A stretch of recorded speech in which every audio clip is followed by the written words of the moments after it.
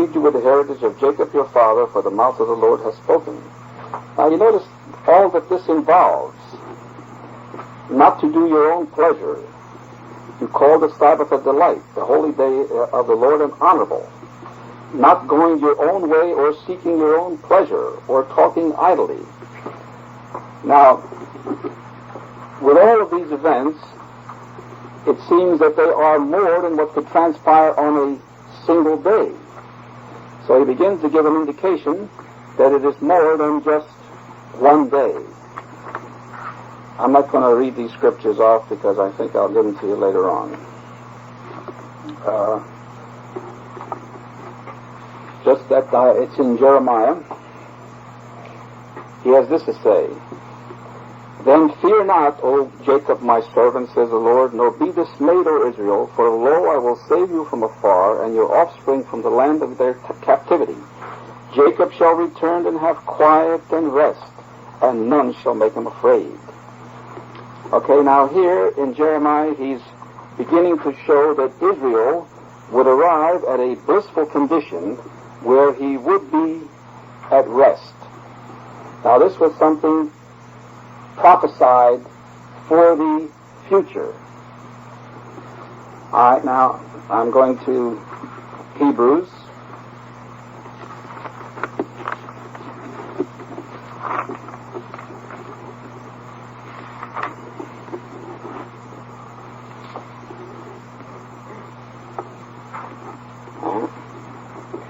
Now he says concerning the rest, Paul is explaining, he says, for if Joshua had given them rest, God would not speak later of another day.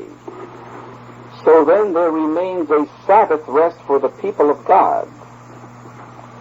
For whoever enters God's rest also ceases from his labors as God did his. Let us therefore strive to enter that rest, that no one fail by the same sort of disobedience. For the word of God is living and active, sharper than any two-edged sword, piercing the division of soul and spirit, of joints and marrow, and discerning the thoughts and intentions of the heart. And before him no creature is hidden, but all are open and laid bare to his eyes, to the eyes of him with whom we have to do. Now here Paul is explaining that there is a rest for the people of God, and that their hope is to enter in it, and that they must measure up in order to enter that rest. And the word of Yahweh is sharper than any two-edged sword, indicating that it will actually be able to distinguish or separate the intentions of the heart, whether the person is sincere or not. And the person that will enter that rest must be earnest, otherwise they will be like the Israel of old that failed because of disbelief, lack of faith. Now I'm going back to the book of Isaiah.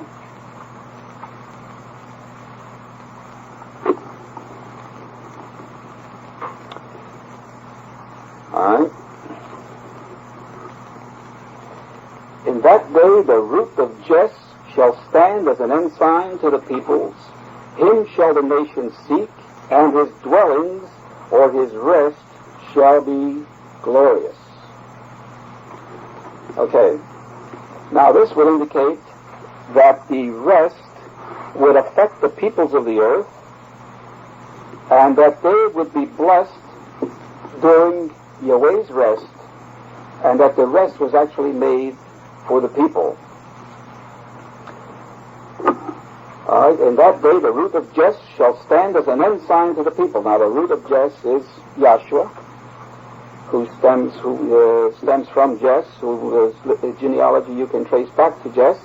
Him shall the nations seek, and his dwelling or rest shall be glorious.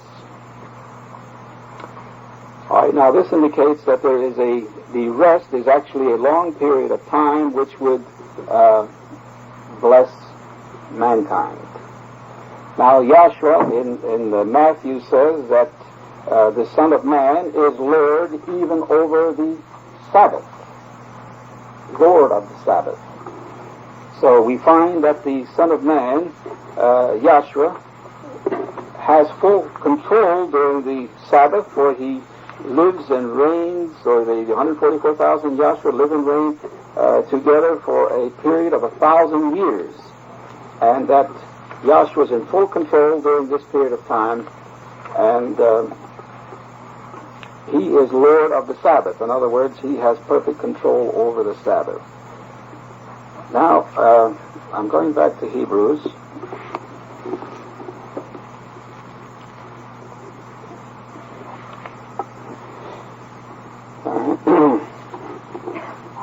Therefore, as the Holy Spirit says, today when you hear his voice, do not harden your hearts as in the rebellion on the day of testing in the wilderness, where your fathers put me to the test and saw my works 40 years. Therefore was I provoked with that generation, and said, they always do go astray in their hearts. They have not known my ways. As I swear in my wrath, they shall never enter my rest. All right, he was speaking about the disobedience of the Israelites, and because of their disobedience, he said that they would not enter into his rest, indicating that there was a rest for the people of Yahweh, and only the obedient would enter in. Now, being as the Israelites were a typical people, and the commandments given to them foreshadowed something greater to come, we would like to know what the 6 days of work meant and the 1 day of rest. Now, Peter says that a day with God is as 1,000 years. All right, now, Yahweh adds weight to this when he tells Adam that on the day that you eat thereof, you will surely die. Now, he did not die on that literal day. He lived 930 years. But he died before the 1,000 years were up, or he died on that day, indicating that a day with Yahweh is 1,000 years. Now, if a day with Yahweh is 1,000 years, and we're looking for the Sabbath, which would be the 1,000 years, it is most important for Israel to know when the 6,000 years ends, in order to know when we are to expect a beginning of the blessings, a beginning of the 1,000 year reign. All right, now, under chronology, Yahweh is the timekeeper, and we see an unbroken series of scriptures which give us, you might say, an unbroken count of time. Now, many religionists have attempted to use the scriptures to work out a chronology, but in the Bible itself, there is confusion. There is records in Kings which conflict with Chronicles, and this has been brought about by copying and making mistakes. But like the 666, Yahweh blessed me, and I was directed into this unbroken count of time, which is very harmonious. Everything fits. There are such things in Chronicles where it just doesn't add up. For instance, a man was 40 years old when he began to reign, and he reigned 8 years, okay, and died, and I'm not giving exact figures, but these things exist. And his overall life was 42. Okay, there's mistakes. And possibly this is one of the reasons why religionists don't want to trust the Bible. But Yahweh does have the necessary information in the Scriptures. It's all here. The ones that are have become corrupted or in some form, they're just not meant to be used. They add to the confusion, not of Israel, they add to the confusion of those who have no faith in Yahweh. Now, the unbroken count brings us down to Zedekiah's reign, right near the bottom, where he reigned 11 years. Then there is no longer any count.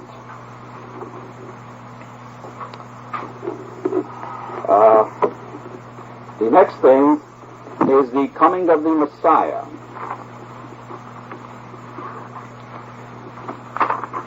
Now, the period of time from the desolation of Jerusalem, or from the rebuilding of the temple to the coming of Messiah, is the period of time that is that brings the greatest confusion, because the prophecy is written in such a way that it appears like Yahweh is saying one thing when all the time he's saying something else.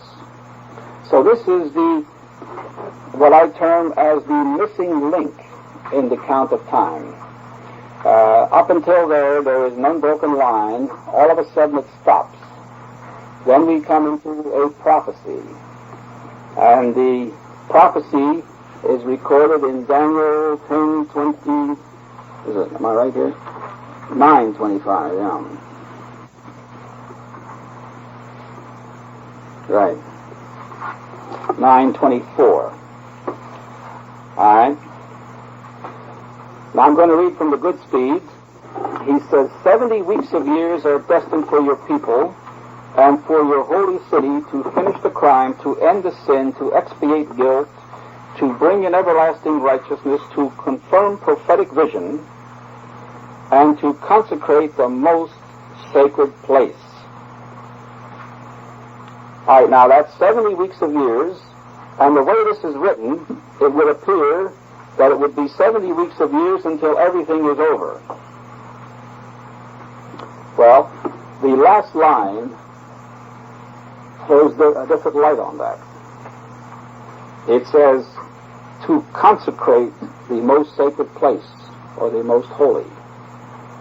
Well, when you consecrate something, it's like a baptism, you begin it. It begins. In other words, the most sacred place is consecrated, or there is the beginning of the most sacred place. Now, the most sacred place is the kingdom. All right, 70 weeks of years. Now, some King James Version just say 70 weeks, but the better translations bring out 70 weeks of years. All right, now, 70 weeks of years is 70 times 7 is a total of 490 years.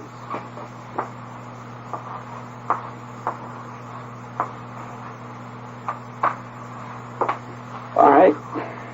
Now, when does this start? Well, we'll have to read on. Learn therefore and understand from the going forth of the word to restore and rebuild Jerusalem, till there comes a prince, an anointed one.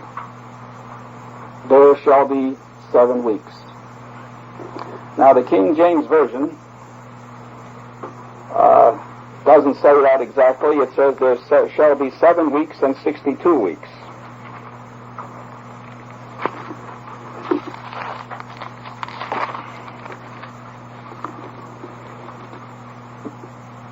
All right.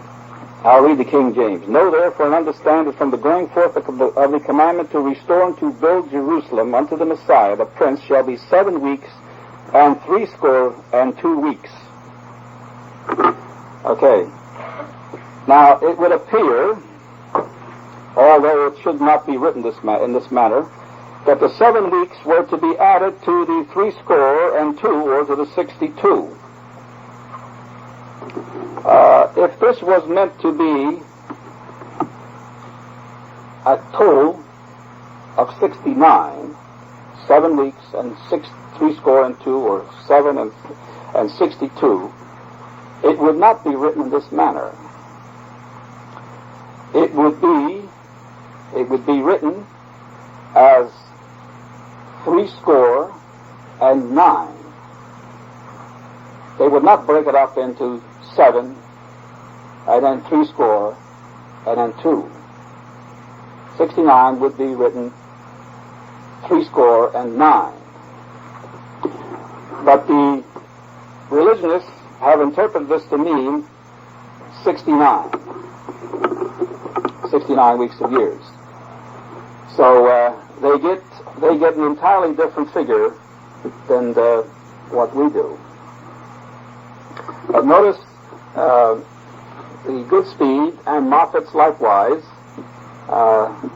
It says this: from the going forth of the word to restore and rebuild Jerusalem till there comes a prince, an anointed one, there shall be 7 weeks. It stops there. Then it says, then for 62 weeks it shall stay rebuilt with its squares and streets. Or like Moffat's brings out, it shall be rebuilt with its squares and streets. All right. Now, the 7 is not to be added to the 62. If it was, it would first of all, it would not be written that way. Secondly, it stops, the sentence stops, indicating that the 7 is a divine number indicating Yahweh's due time, and it is 62 weeks from the time of the commandment is given to restore and rebuild Jerusalem until the Messiah comes. Now, as we go on, this will prove itself. Then it says, and at the end of the times, after the 62 weeks, the anointed one shall be cut off, leaving none to succeed him. Okay, now, if it took him 69 weeks of years for him to come, this would be 483 years, and he's cut off after 62 weeks of years, he would be cut off before he came. Okay? Or as the religionists say, yes, that's what they say. They say 69, they say 483. In other words, it would be 483 years for him to come. Okay? Okay, now if he's cut off at 62 weeks of years, well, let's take the whole 62. There's 33 years difference. It would be 434. This would be 9. Okay, he would be cut off 49 years before he came. But the Bible brings out that after the 62 weeks of years he would be cut off, indicating that it was 62 weeks of years when he came. So the 62 weeks of years brings you to 434 years. So this is what we use in the chronology. We use from the time from the rebuilding of the temple to the coming of the Messiah is 62 weeks of years, or 434 years. Now, when all of BC is totaled, we get a total of 4,082 and a half years. Now, we want to know when the 6,000 years ended. So what we do is subtract.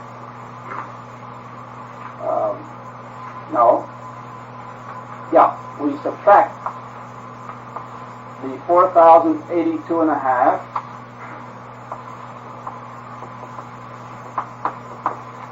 from the 6,000, and we get 1917 and a half, indicating that the 6,000 years ended in 1917 and a half. All right. Now, if this is the case, something should have taken place at this time. Well, we find, according to the physical facts, that Yahweh's kingdom did begin at this time. This was the beginning of the restoration of Jerusalem. It was not only with the count of time, with the chronology, but we find with the physical facts that at this time, the time that he took his reign, his power began his reign, the nations were angry and his wrath had come. And it fit in with the physical facts as well as with the account of time.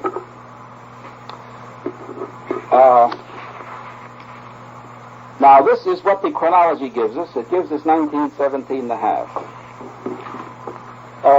If we have Scriptures bring out that the testimony of two men is true. In other words, if two men tell the identical story, two men who have not met, they give the identical testimony, then they must be telling the truth. So in Daniel 4, we find something else here. We find that Nebuchadnezzar had a dream.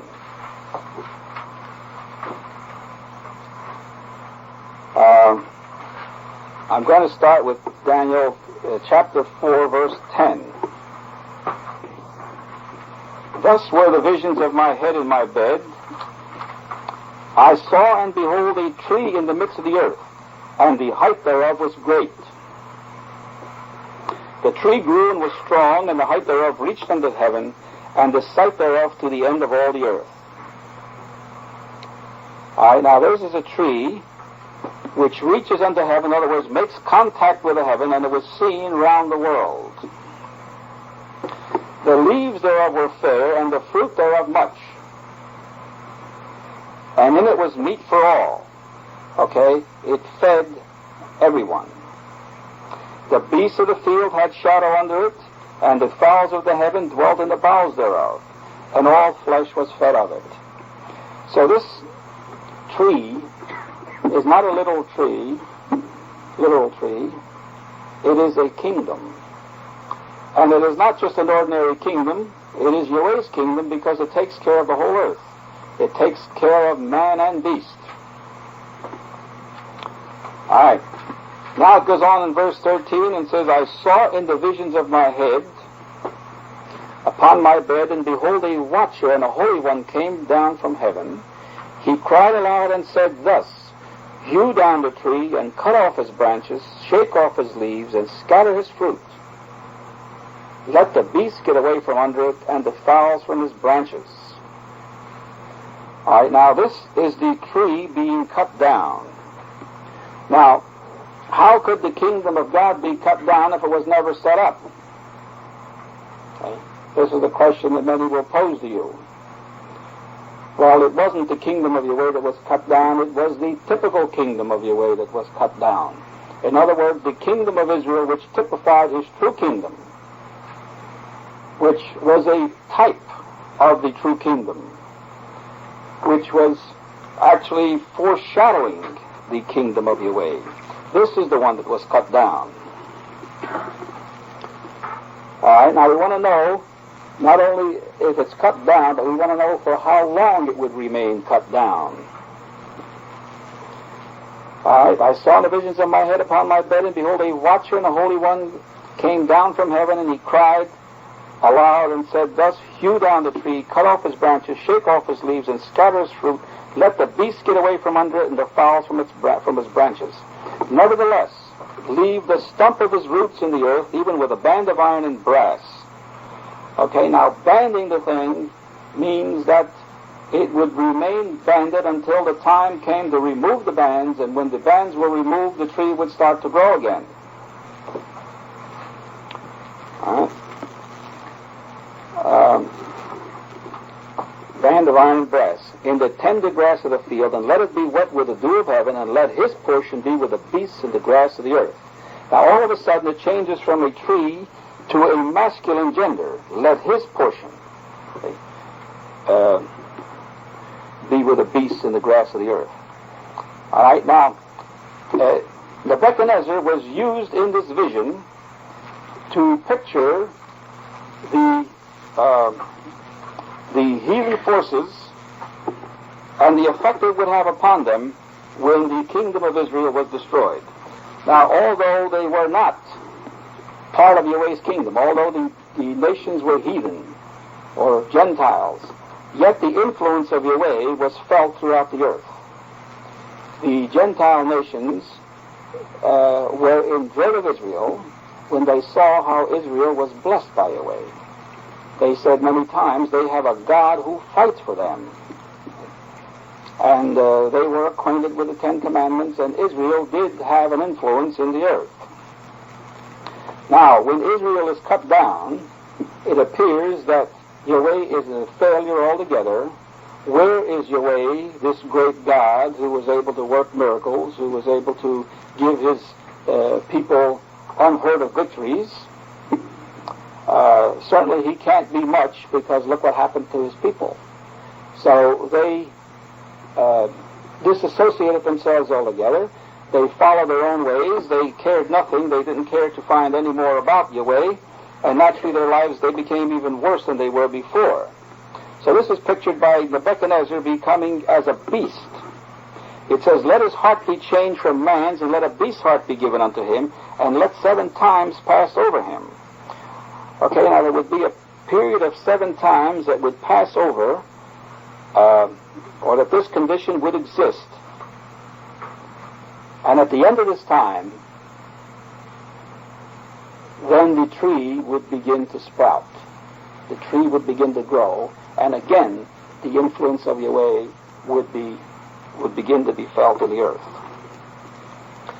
Now, 7 times, or 7 years. Now, 7 years is a total of 2,555 days, with 1 leap year is 2,556. We have 365 times 7. 5 sevens are 35, 5, 5, 2. All right, with 1 leap year, we get 2,556 days. All right, now at the end of 7 years, nothing happened. But Ezekiel gives us the clue when he says, I'll give you a day for a year. In other words, this has changed from 2,556 days to 2,556 years. Okay, at the end of this time, the tree should start to grow. Now, when did this time begin? When was Israel cut down? When did the typical kingdom? When was the typical kingdom destroyed? Now, see, if you look at the bottom of your chronology, typical kingdom. When was the typical kingdom destroyed? Now, see, if you look at the bottom of your chronology. Now, one thing I want to impress on you about this particular point of the chronology. This was made about 1951, and I didn't understand anything about this 2,556 years then. I didn't understand anything about this prophecy coming out to this date. So it wasn't rigged in any way. These dates were all figured out according to the chronology, and now lately I see that they apply and support the dates arrived at in the chronology. So we find that where it says, note, during the 12th year of Ahaz's reign, Hoshea began his rule in Israel, and reigned for 9 years when Israel was overthrown. This occurred 5 years after the end of Ahaz's reign, AM, Anno Mundi 3444, or 638.5 BC. All right, now 638.5 BC is when the tree was cut down, or when the 10 tribes were annihilated. In other words, this was the bulk of the force of Israel. 10 tribes went down. So what we have to do, the 638.5 was a BC date. Subtracted from the 2,556, and you get the AD date.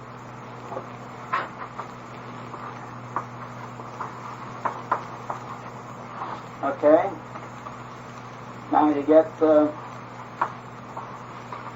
1918, take a half a year off of that, and you get 1917.5. Okay? Okay, now, the chronology brings you to, with a count of time, brings you to 1917.5. The prophecy brings you to 1917.5. And Yahshua says the testimony of 2 men is true. Now, these are 2 different roads altogether, and they lead you to the same place. Okay. So, in other words, at the end of the 6,000 years, the kingdom was supposed to start. Now, it starts in the heavens because the authority in order for the kingdom to start, the ruling element must first be established. All right? Now, at the end of the 6,000 years began the 1,000-year reign, and they lived and reigned with Christ 1,000 years. And in the prophecy, the tree was going to be cut down for 2,556 years, and at the end of this time, the bands were removed and the tree would start to sprout. This is the limit. The 7 times is the limit that the tree would be cut down. And it brings you to that date. Now,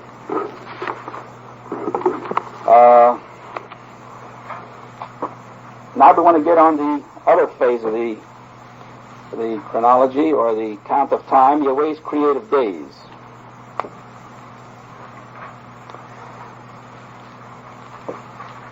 We find that man was created at the end of the 6th day, and that Yahweh began to rest. He began to rest at the end of the 6th day, or the beginning of the 7th. Now I'm going to refer to Hebrews and read this over again and see if we get something out of what Paul has to say concerning this. Hebrews 3.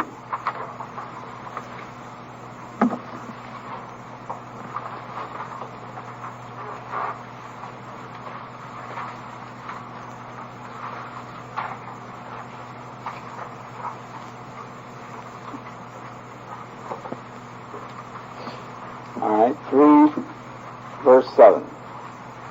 Therefore, as the Holy Spirit says, today, when you hear his voice, do not harden your hearts as in the rebellion. All right, now it's speaking of today, and it's referring to something that happened when the Israelites were let out of Egypt.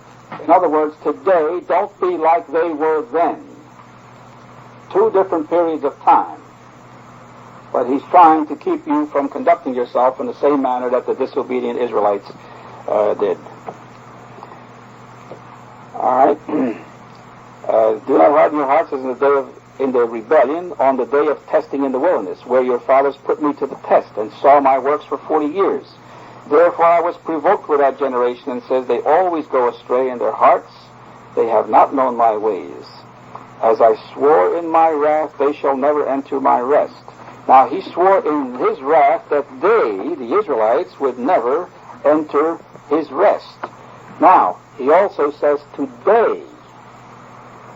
So there are 2 periods of time. They did not.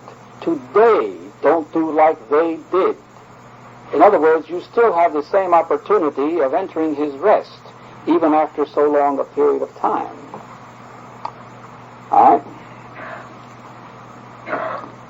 Take care, brethren, lest there be in any of you an evil, unbelieving heart, leading you to fall away from the living God.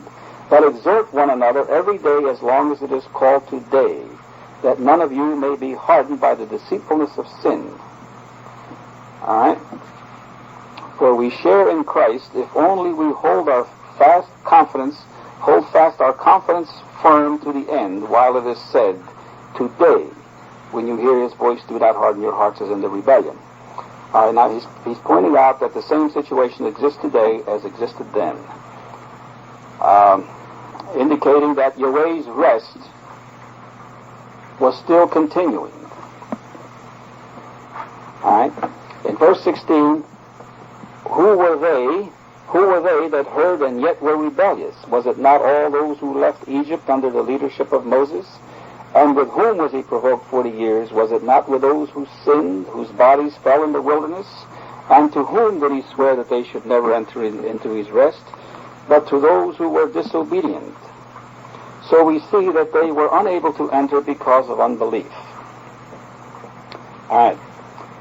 Now in chapter 4, therefore, while the promise of entering his rest remains, let us fear lest any of you be judged to have failed to reach it. For good news came to us just as to them. But the message which they heard did not benefit them, because it did not meet with faith in the hearers. For we who have believed enter that rest, as he said. Okay, now what he's telling you here, that they got the same promise, they had these same blessings offered to them, but it did not benefit them because they had no faith, they didn't believe. Now you know yourself, in speaking to people, the different types that you meet. You can speak to many, and it won't benefit them at all. They don't believe. They don't believe there's a God. They don't believe the Bible. They don't believe anything. There's no faith, so there's no benefit from it. And yet you'll find different individuals that do respond. They have faith. They find that this is a solution to their prayers, an answer to their prayers. That they have always sought the knowledge of the Scriptures and wanted to know what the living God had in store for them. And you find an entirely different person. All right, now he says, as I swear in my wrath, they shall never enter my rest, although his works were finished from the foundation of the world. Okay, now his works were finished when he, at the end of the sixth day, and then when he took the children of Israel out of Egypt, because of disobedience, he says they would not enter into his rest. Several hundred years later, he says, today, don't be like they were before, because if you do, you will not enter into my rest. Okay, indicating that the rest was continuing.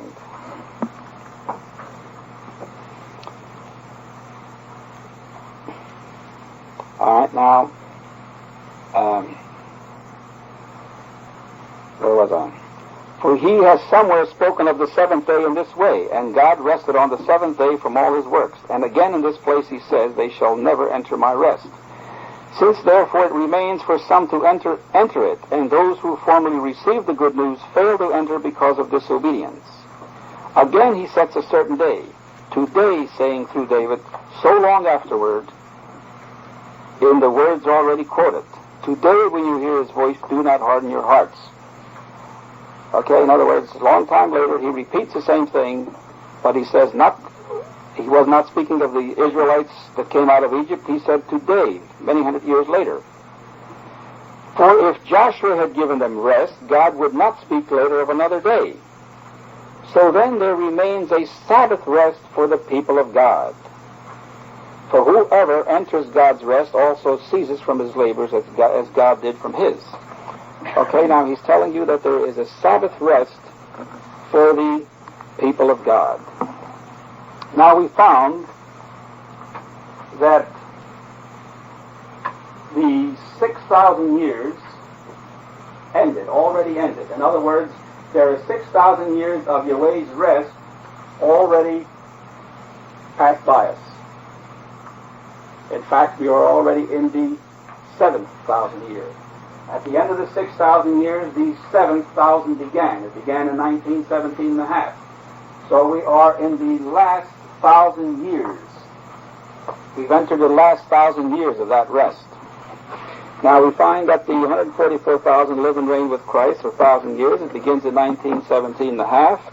And the total rest is 1,000 years. Now, what happens at the end of the 1,000 years? Well, in 2 Corinthians, I believe it is,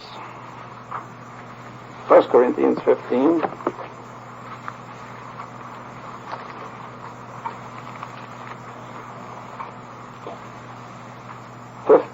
1 Corinthians 15:24.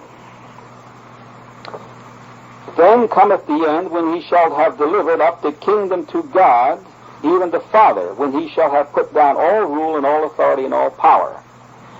For he must reign till he hath put all enemies under his feet.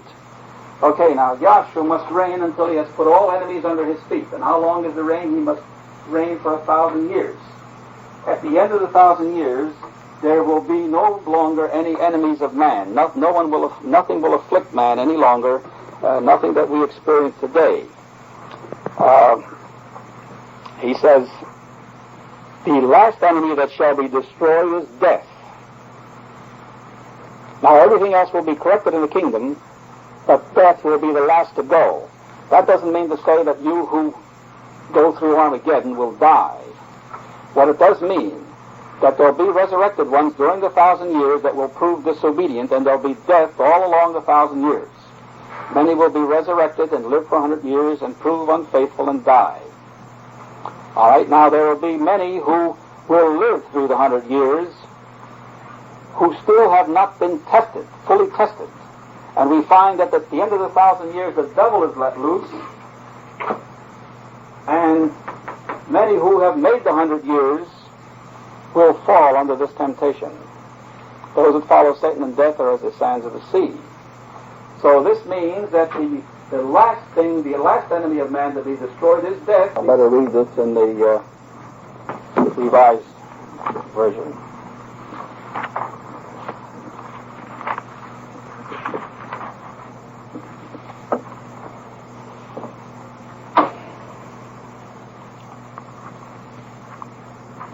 For God has put all things in subjection under his feet. But when it says all things are put in subjection under him, it is plain that he is accepted who put all things under him.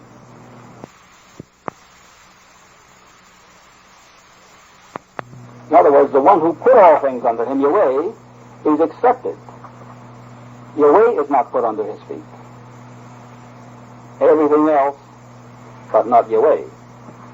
Now, when he says, when all things are subjected to him, then the Son himself will also be subjected to him who put all things under him.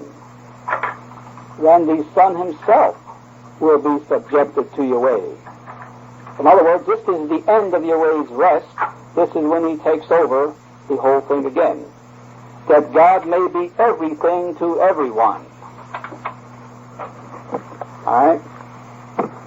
So, the picture is this, that at the end of the 6,000 years, the kingdom begins. At the end of 48,000 years of creation. And he reigns, Yahshua reigns for 1,000 years until he's put everything under his feet, even death. Then he turns the whole thing over to Yahweh, and he becomes submissive to the Father, that Yahweh may be everything. Okay. This is a little joke to the Trinitarians. The Son becomes subject to the Father. There's no such thing as 3 in 1. Now, the other point that we must clarify is what indication does the Bible give us as to the age of the earth? Now, Danny, you were going to give a talk on that one time. It never materialized. But you had gotten quite a bit of information. But at any rate, the rest day is a total of 7,000 years duration. It includes the 6,000 years of Satan's reign and the 1,000 years of Yahshua's reign, and then everything is turned over to him, indicating that this is the end of his rest. His whole rest is 7,000 years long. All right. Now, there were 6 creative days and 1 day of rest. If this is 7,000 years long, it's logical to conclude that each one of these days is also 7,000 years long. So, overall, we have 49,000 years. Now we have just entered the 49,000 years. At the end of the 1,000 years, the 49 will be complete. When the 49 is complete, then we enter the 50th. Or like when 1800s were over, when you entered 1900, they considered the 20th century. When the 49th is over, you enter the 50th 1,000 years. Now, Yahweh made a picture of this with the Israelites. You remember they were used as types and examples of greater things to come. He had 7 years of Sabbath. This brought you to 49 years. And at the 50th year was the Golden Jubilee. This pictured the 50th thousand years of his reign. Every 50 years this was repeated. The 50th year, all the Israelites pooled all their resources. They pooled all their wealth, the rich and the poor, and everyone took equally of what was pooled. And this indicated that at the end of the 50th thousand years there would be a blissful condition of absolute equality throughout eternity.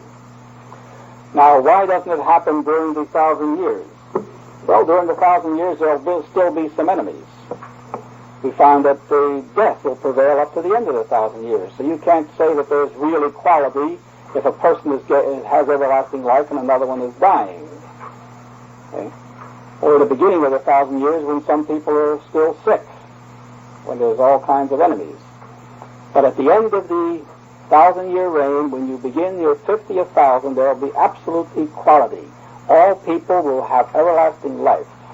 All will have perfect health, naturally. All will be equal in material wealth, having all that they need. There'll be no such thing as having injustices or where one will prevail over another because of power or greed or anything, any of these situations which you experience today. This is the world of absolute equality and blissful conditions, the world without end. This happens at the end of the 1,000-year reign. But for Israel, the blessings begin, the true blessings begin, when they make it through Armageddon. He who endures until the end, the same shall be saved. This means that those who are alive and make it through this, these are saved and they have everlasting life. Because this is the greatest trial that man could undergo. The ones who are dead naturally do not go through this trial. They will have to be brought back and tested. Now, Yahweh doesn't want anybody to gain everlasting life unless they have absolutely proven themselves. Yahweh does not take a chance of disobedience rising up again. He says wickedness will not rise up a second time. He is the all-wise God, and he knows exactly what he must do in order to see that this does not happen again. For this reason, no one gains life until they are fully tested. And even though many of the resurrected ones go through the 100 years trial, this is not sufficient for them to gain everlasting life. Because during the 1,000 years, there will be no temptation. There will be no devil. There will be no wickedness. There will be a righteous system. And there will really be nothing to make man go wrong. But let a little temptation come in the form of a resurrected devil, and then you begin to discern truly where man's heart is. Now, there'll be no excuses for man this time, because the resurrected ones will have seen the beauty and the blessed of the kingdom, the blessings in the kingdom. They will have seen the righteous system in operation. And when they choose to go with the devil, they will deliberately make this choice. It will be a selfish desire which will motivate them. It will be a desire to, you might say, become above their fellow man, to gain prestige over their fellow man, not for the sake of justice, but for their own selfish desires. And for this, they will reap nothing but death. In other words, they will show that they have the exact characteristics of the devil. This is what brought the devil's downfall, and this is what will bring those who follow him a downfall. All right, are there any questions on the study? All right, one ruled in Israel and one ruled in Jerusalem. Okay? Now, Ahaz ruled in Jerusalem. Now what Yahweh does is he gives you a double line of kings, and he's telling you when one ruled and the other one ruled. For instance, we might say de Gaulle in France was in power during Eisenhower's administration. And if we had a record here, we might say that he came in power 10 years before Eisenhower was elected. Okay. And he gives you a double line altogether, because Israel, for a period of time, Israel and Jerusalem was separated. Okay. So Ahaz was the king in Jerusalem, and Hoshea was the king in Israel. Okay? Now, during the 12th year of Ahaz's reign, Hoshea began his rule in Israel. The 12th year. And reigned for 9 years when Israel was overthrown. This occurred 5 years after the end of Ahaz's reign in AM 344. Okay, 5 years after Ahaz's reign. All right. Okay, do you understand it now? Ahaz, he began to rule in the 12th year of Ahaz's reign. Now, Ahaz ruled 16 years altogether. Hoshea ruled 9 years. So this brings him 5 years past Ahaz's reign. He began in the 12th year of his reign, and he ruled for 9 years. Now Ahaz ruled 16 years. So 4 years of that brought you to the end of Ahaz's reign, and the other 5 years brought you 5 years afterwards. Okay? So this occurred 5 years after the end of Ahaz's reign, or in 638.5 BC. All right, are there any other questions there, Nia?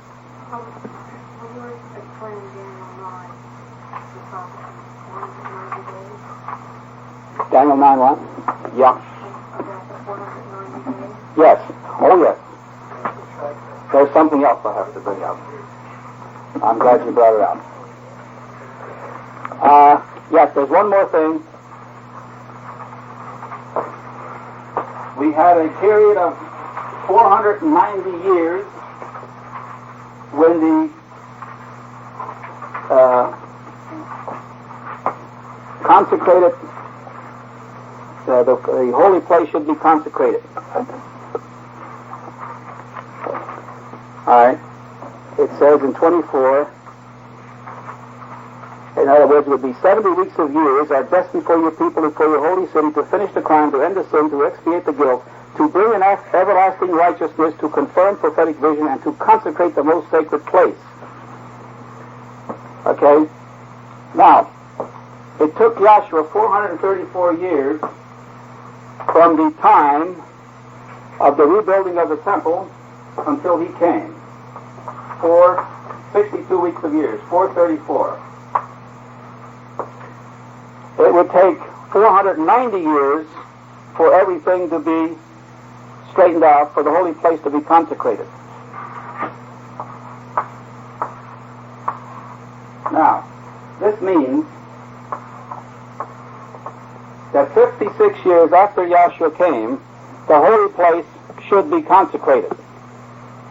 Now, it was not. Why? Come on, Cass. Why wasn't the kingdom started 56 years after Joshua came the first time?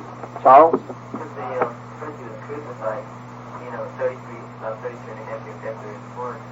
And then he went to heaven. And after that, Israel went down. And the kingdom was never established because it was. The world wouldn't be in the condition it is today. All right. Mark?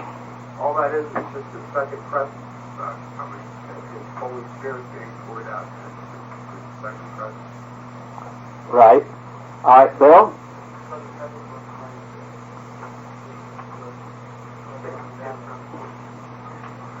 All right, Jim? It wasn't the end of the 6,000 years. It wasn't the end of the 6,000 years. The heavens were not cleansed. Right. All of that. In other words, these things could not begin until the 6,000 years were finished. And they could not begin until Yahshua took his throne in the heavens at the end of the 6,000 years. See? And then, after the ruling organization had been consecrated in the heavens, then the earthly organization would be formed. So, 56 years after Yahshua's second coming is when the holy place is consecrated on earth. The holy place, after Yahshua's coming, which is 1917 and a half, 56 years added to this brings you to 1973. Okay? In other words, 56 years after 1917 and a half, something should happen here on earth. And naturally it begins with his prophets. And we did notice an outpouring of the Spirit, and people all of a sudden began to understand, because where do you people come from? If you had seen me years ago, it was nobody. All of a sudden people started to understand. It was a real surprise to me, because I didn't even know this 1973 yet. See? I was still anticipating. This was figured out afterwards. I knew the 56 years, but I didn't know where to place it exactly at the time. And something did happen. And it begins with an outpouring of the Spirit. Then you have the half hour of silence, and then you have the publicity. And this is what we're in now, the publicity. We're well on our way in the 1260 days. So things are going to happen. Big things are going to happen. Yes, Molly. Yes.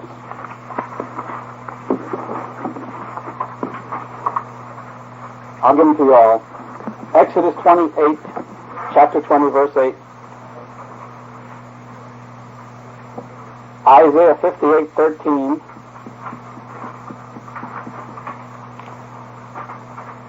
Jeremiah 30:10.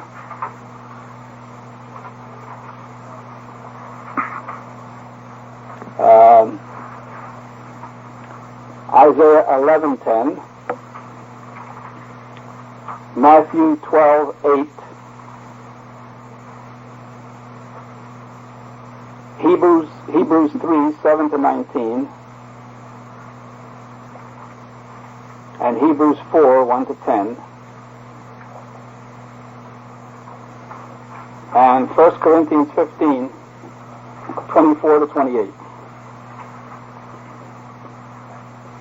You have them all? Oh, yeah. Oh, you don't know about it? No, I heard, that's too much. Yeah. Well, I guess a lot of you know that I have a letter from Texas and California and New Mexico and Clearwater, Florida.